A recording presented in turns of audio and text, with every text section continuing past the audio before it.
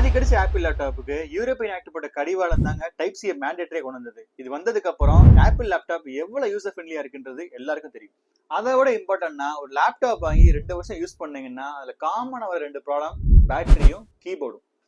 எக்ஸாம்பிளுக்கு மேக்ல ஜஸ்ட் இந்த கீபோர்டை மாத்துறதுக்கு எவ்வளோ பார்ட்ஸ், அதாவது லேப்டாப்பை கம்ப்ளீட்டா பின் டு பின் ஃபுல்லா டிஸ்மேண்டில் பண்ணாதான் கீபோர்டை மாற்ற முடியும். மோஸ்ட் சர்வீஸ் இந்த கீபோர்ட் ரீப்ளேஸ் பண்ற வேலையை அவாய்ட் பண்றதுக்கான முக்கிய காரணமே இதுக்கு பின்னாடி இருக்கிற ஹெக்டிக்கான ப்ராசஸ் தான். நம்ம 90s கிட்ஸை கேளுங்க, ஒரு லேப்டாப் வாங்கினா மினிமம் 10 வருஷம் யூஸ் பண்ணலாம். ஆனா இப்ப இருக்க லேப்டாப் யூரோப்பியன் யூனியன் ஏதாவது ஒரு ஆக்டை போட்டு பழைய மாதிரியே அந்த கீபோர்ட் ரீப்ளேஸ் பண்றதை ஈஸி ஆக்கிட்டாங்கன்னா கண்டிப்பா லேப்டாப்போட லைஃப் ஸ்பேன் ரொம்பவே கூடும்.